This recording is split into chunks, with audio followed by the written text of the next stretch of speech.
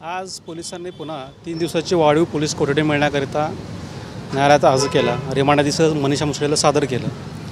त्याच्यामध्ये प्रामुख्याने आज तपास अधिकाऱ्यांनी 9 मुद्दे मांडले। त्याच्यामध्ये त्यांचं म्हणणं असं होतं की मनीषा मुसळे यांच्या खात्यावर 8/4/22 ते डिसेंबर 2024 या कालावधीमध्ये एकूण 39 लाख रुपये हे तिच्या खात्यामध्ये आलेले आहेत। त्याच्या अनुषंगाने तपास करायचा आहे आणि तसंच एक 70 लाख रुपये तिने इन्कम टॅक्स रिटर्नमध्ये दाखवलेले नाही आहेत, ते तिच्या खात्यावर होते, त्या अनुषंगाने तपास करायचा। आणि काही 4-5 साक्षीदार ते सांगतायत की त्यांच्याकडे तिनं रोख रक्कम दिली आणि त्यांनी त्यांच्या खात्यावर पैसे भरले, त्यामुळे ते आर्थिक गैरव्यवहाराच्या अँगलने तपास करायचा आहे।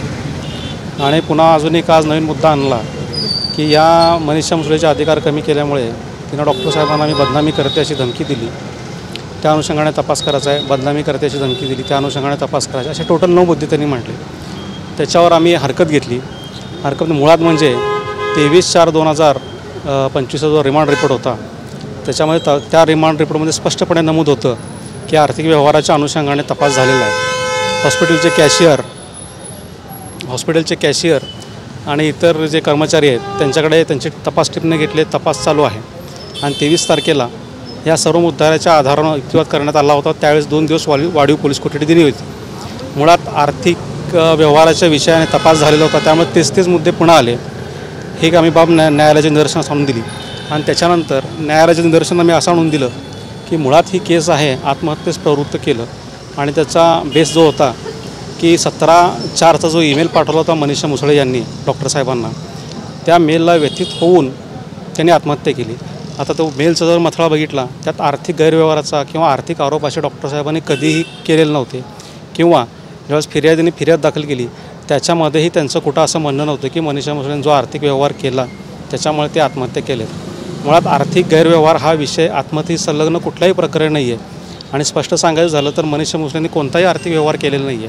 कर्मचाऱ्यांबरोबर काही गिव्ह अँड टेक होते, म्हणजे ती त्यांना उसने द्यायची, त्यांच्याकडून परत घ्यायची, तिला गरज लागली तर ती परत मागायची, हा असा विषय होता। पण अकाउंटवर काहीतरी पैसे दिसतात, त्यामुळे आर्थिक गैरव्यवहार असण्याची शक्यता आहे, या अनुषंगाने तपास करत आहेत।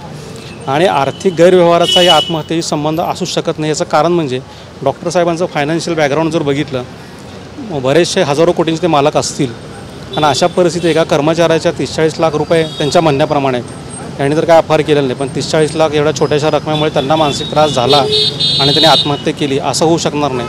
आणि या मनीषा मुसळे तिनं जोपर्यंत म्हणजे डॉक्टर साहेब हयातीत होते आणि हिनं कामावर होती, कधीही या पिरियडमध्ये कधीही डॉक्टर साहेबांनी ज्या आर्थिक अफाराबद्दल कधी आरोप केलेले नाही आहेत किंवा कसली नोटीस दिलेली नाही आहे।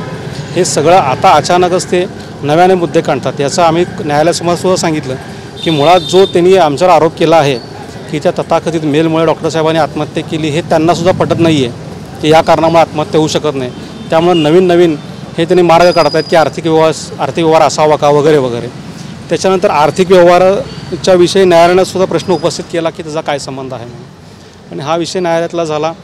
आणि त्याच्यानंतर अजून एक त्यांनी नवीन विषय आणला की मनीषा मुसळेंनी बदनामी करतो म्हणून दमदाटी केली। मुळात जो ईमेल बघितला आपण, ईमेलची प्रत पोलिसांजवळ आहे आणि आम्हाला ज्याप्रमाणे माहिती आहे त्या संबंध ईमेलमध्ये 17 तारखेच्या कुठेही बदनामी करते असं वाक्य नाही आहे। नाही फिर्यादीमध्ये आहे की मनीषा मुसळेंनी डॉक्टर साहेबांना बदनामी करते अशी दमदाटी केलेली होती। त्यामुळं जो मेल होता त्यांनी तिची व्यथा मांडली होती मालकाजवळ, आणि त्याच्यामध्ये काय होतं की बाबा मला त्रास होतो आहे आणि मला यातून मुक्तता करा किंवा मी आत्महत्या करते असा काय तर तो मथळा आहे। पण त्याच्यामध्ये कुठेही डॉक्टर साहेबांना मानसिक त्रास देण्याचा उद्देश दिसून येत नाही। त्यामुळे बदनामी करते हा नवीन विषय आज न्यायालयासमोर पहिल्यांदाच आलेला आहे। अशी फिर्यादीची बी केस नाही आणि नाही डॉक्टर साहेबांचा विषय होता। त्याच्यानंतर मी तुमची इज्जत घालवते असे मनीषा मुसळे डॉक्टर साहेबांना म्हणणं असं रिमांड रिपोर्टमध्ये नमूद आहे। हा देखील विषय पहिल्यांदाच न्यायालयासमोर आलेला आहे, कारण FIRमध्ये आणि त्या मेलमध्ये जो मेल पाठवला आहे त्याच्यामध्ये असं कुठंही शब्द नाही आहे की डॉक्टर साहेबांना मनीषा मुसळेंनी म्हणले की मी तुमची इज्जत घालवते।